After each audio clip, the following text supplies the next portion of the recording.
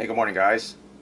Once again, it is I, the chairman, and today's going to be a little bit of a different video because I don't have any physical media to review, but rather I figured that um, since John Campea has his Campea's classroom, I'm going to have my chairman's classroom, and the reason why I'm doing this is because there is a new Marvel superhero whose film is releasing this Friday, September 3rd, and his name is Shang-Chi.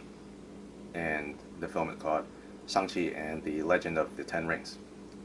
So Shang-Chi is the now established correct way of pronouncing his name, although for decades we just simply called him Shang-Chi. And I don't know the reason why his creators initially chose the name Shang-Chi. His creators were obviously not Chinese, and they probably wanted to find a name that was relatively obviously Chinese sounding, that could possibly be a real Chinese name, or a combination of real Chinese words, I should say. And they knew Shanghai, or Shanghai, the Chinese city, and they figured, well, it sounds kind of like that. And I'm pretty sure that probably through talking to Chinese people or watching kung fu movies, that they knew the concept of qi. Qi being the Chinese word for air, or energy or spirit, which is a very important concept in Chinese martial arts, or wushu, which is wushu, if you know Chinese martial arts. It's all about harnessing your breaths, which is why in martial arts everyone does the kya, like expelling the breath while you're making a strike to increase the power of your blow. So they probably figured, okay, we'll put Shang and Chi together, make Shang-Chi. And it turns out that they were pretty on the mark with that, because later on, obviously, when the film was becoming a reality, somewhere along the way, someone in Marvel probably said, well, we need to actually make this a real Chinese name, because it's now the 2020s. We want to make this more accurate, more realistic, respectful of the Chinese language and the Chinese people. So it was decided that Shang-Chi would become Shang-Chi. Shang is the word for up or rising, and Qi is obviously the word for air, like I said. So Shang-Chi sounds, it's not really a name. It sounds like more of like a concept, or it could even be, say, a form of martial arts. It's like you could translate it as like rising air, or rising spirit, or uplifting energy, or something like that. And I guess it could be a name, but the thing is that the word Sang has never been used in anyone's name. So why is it Shang-Chi, but people are pronouncing it Shang-Chi?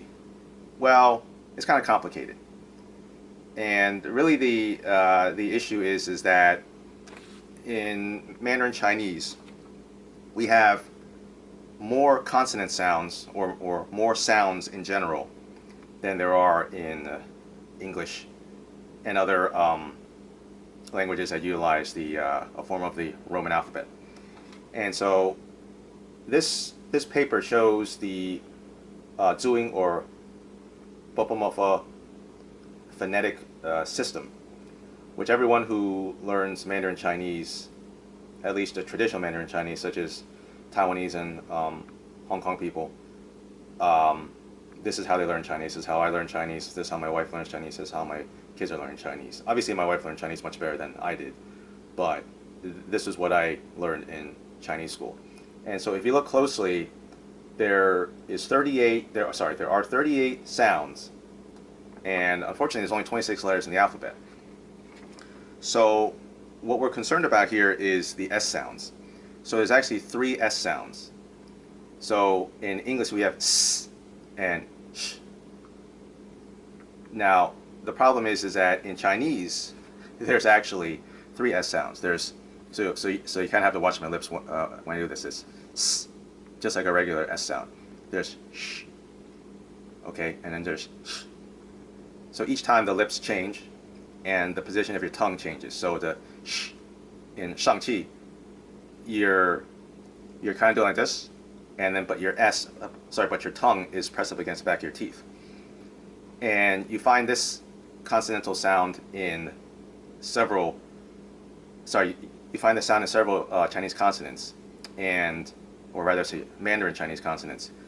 And for whatever reason, when the Chinese language was being created, they thought, you know, hey, we got to add this extra sound in here. And the thing is that the sound is almost so subtle that I'm sure most Westerners couldn't hear the difference. It sounds just like an S sound. In fact, when most Chinese people speak Chinese, they mess it up also. Um, like a lot of times, most people just say "sang," not "shang." I mean, I don't even know if you could hear the difference, but because the reason is that there's no other word in Chinese that is "sang," which is the reason why I'm doing the hand symbol going downwards is because Chinese words all have a tone. There's 5 tones, and "shang" is going downwards. It's a downward tone. It's going from high to low. And there's also the going from low to high, which would be "sang." And then there's just the in the middle, "shang," and then there's the going up, down, and back, the "shang." But there's no other words that have the same pronunciation, but are, you know, either going up, staying level, or going up and down. Sorry, down and up, I should say. So, in context, Chinese people will just hear "sang," and they just know, okay, that's the word for up. Because when you're talking fast, you're not always getting it right. And the most frequent problem is that the words for 4 and 10 are 4 and 10. So 4 is 4 and 10 is 10. And so when we're saying something like 44 is 40, is 40. All right?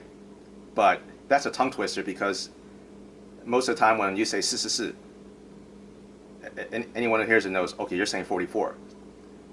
Very, very few people are making the emphasis of getting that exact sound correctly. Now, but when you're saying 14 14 versus 40, you want to make sure you're saying it correctly, because otherwise 40 and 14 are going to be totally different numbers. But you could say it, if you weren't careful, it'll come out sounding confused, and the listener won't understand whether you're saying 14 or 40. Okay, so Chinese is weird that way. Now, so then you're wondering, okay, it's written Shang, so why is it not pronounced Shang, like they're pronouncing it now? And you know, I give credit to Marvel for trying to make it sound better or more accurate by saying Shang, but that's not correct either, because if you look at here, that's even though it says X, that's the SH sounds. That's she. And so what happens is that because there's too many consonantal sounds and there are letters available in the alphabet, the people who created the Zhuing system borrowed letters that aren't normally in Chinese, like Q and X. And so Q is used for the CH sound. But then you want to wait a minute. If you're saying that Q is for the CH sound, then why is the Qi in Shang-Chi spelled CHI? Well, because there have been previous Chinese transliteration systems that did use CH for the Ch sound, or Qi sound, okay? But then it became really confusing, because then there's, just like there's several there's 3 S sounds, there's also 3 C sounds, okay? And so you run out of letters, and so even though it's really imperfect, and very, very hard for the Westerner to understand. The Q sound is used for the CH sound, but we have no concept of pronouncing Q other than with a K sound. And so when a Westerner sees the Q sound in front of at the beginning of a Chinese word with no context, with no understanding of how you're supposed to pronounce it, they don't know how to do it. And so the point being is that when you see Chinese words written out, the problem is that you can't know what transliteration system was being used to write it. And so in the case of Shang-Chi, his name is actually mixed up. The SH is correct, because if you look here, SH, that's correct, okay, but the CH is not. So really his name should actually be written SHANGQI if you're to adhere to this Zhuang system correctly. Now then you wonder, okay, SH, okay, why is it not pronounced sh? Well, because if you looked next to Q, you have X, and X is used for the SH sound, because X, there's no X sound in Chinese. So then people see X and they don't know how to pronounce X, because X is rarely in English the leading consonant, and we don't even have any consistency in terms of how X is pronounced. We have, sometimes it's a Z sound. In the case of like Charles Xavier, we add a vowel in front of it because we really don't know, is it Xavier, like the college? Is it Xavier with like a very brief like I sound? Is it Xavier? Who knows? I mean, obviously they wanted to give him an X in front of his name to be like X-Men, but that kind of makes it problematic because Xavier is a real name, but everyone I know who's called Xavier doesn't pronounce his name Xavier. So why do we pronounce Charles Xavier that, other than to kind of emphasize the fact that his name has an X in front of it? Anyway, so I'm kind of going off on a tangent. So you see that the basic problem here is that it's an imperfect system in terms of trying to pronounce the Chinese language phonetically. So I don't blame Westerners for seeing SH in front of SHANG and pronouncing Shang, because there's nothing there. There's no guide to tell you, hey, SH is not actually pronounced sh, it's pronounced sh, because also this sh sound doesn't exist in pretty much any Indo-European language that I know of. I mean, the sound is just not a, it sounds like a slurred S, to be honest. But it's an intentional consonant in Chinese. So you can't expect Westerners to even understand what that sound is or even how to make that sound. So part of this comes back to the issue of why are we even trying to accurately pronounce Shang-Chi? Because if you're not Chinese, then I'm not going to expect you to be dead spot on perfect with your pronunciation. I don't even want you to try, because you're just going to look, you're just going to look stupid. Like, I don't expect people to pronounce my name, Mao, correctly. If you say Mao, that's fine, because Mao is, the al sound is not a sound in English. A German has it closer, like Mauer. So actually Germans could pronounce my name more correctly than English speakers could. But I'm not expecting perfection when it comes to pronouncing my last name. It's kind of like that Saturday Night Live skit, I think, with Jimmy Smits, where he was working in an office and he's the only Latin person, and everyone else in the office is like overly exaggerating the correct pronunciation of Spanish words, like tornado or taco, or let's get it burrito. And he's like saying, no, don't, no, dude, guys, don't overdo it. If you say burrito, if you say taco, it's fine. You're not insulting me by not pronouncing it like a native speaker would. And it's just the understanding that you guys aren't going to be able to say Shang-Chi, because even the chi is, you're not saying it correctly, because when we say Shang-Chi, we in English we kind of draw out the e, whereas in Chinese it's like chi, chi. It's like you just stop it. It's a glottal stop. We don't draw out our vowels, which is different from English. So even in just pronouncing the chi, it's not correct. But like I said, I don't expect it to be correct.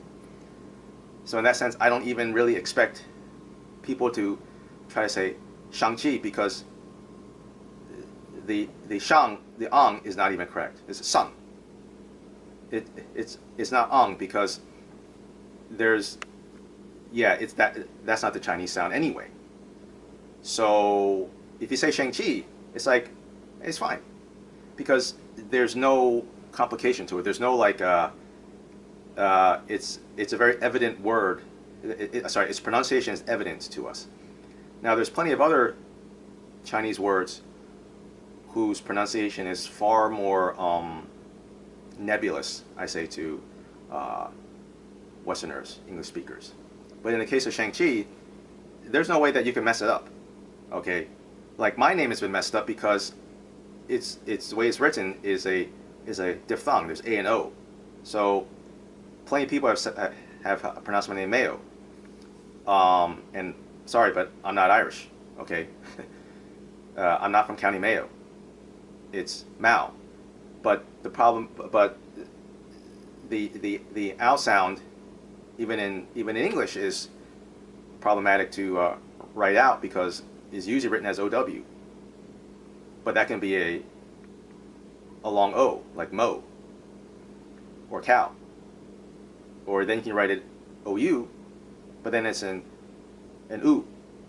So even though there's thou, there's also you.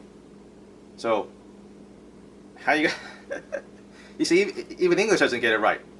There's no perfect pronunciation. I mean, like, there's no perfect spelling for the ow sound. So AO is okay. It's probably better than MOW, because otherwise you might say Mo. MOU, you're like, what is that? It could be Mo, it could be Moo, it could be Mao. I know some people have written it MAU, which is probably better, because then, you know, to English speakers, there's no, it can't be Mayu. So they're kind of like having to do some mental gymnastics. Okay, how do I say this? Is it Mall? Because then it could be Mall, which is not my name either. So, you know, actually, to be honest, the AU in like I said, in German is probably, so if my name was written MAU in German, it would actually be far more accurate than in any other language. So that's why I got to give my respect to Germans, because they can get the pronunciation as much closer to the actual Chinese than any other language. But anyway, so that's kind of the context of the reason why Shang-Chi is pronounced, sorry, the reason why it's written out the way it is, and how it ended up being pronounced the way it is.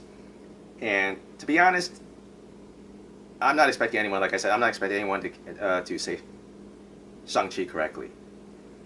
I don't want Kevin Feige to try to say it. I don't want, I mean, other than like the actual Chinese guys like Liu Simu Liu, Tony Leung, who's actually, even though he's Hong Kong Cantonese, he speaks Mandarin pretty well. I just expect the Chinese guys, obviously, to say Shang-Chi correctly, because they will, and I don't really expect anyone else to. And we're not going to get offended if you say Shang-Chi. It's not really a big deal, as long as you don't say Shang-Chi or something like that. As long as you say Shang-Chi, we're good. Yeah. So anyway, that's what I wanted to say. Hopefully you found this entertaining and enjoying. Sorry. entertaining and enjoyable, and you learn something.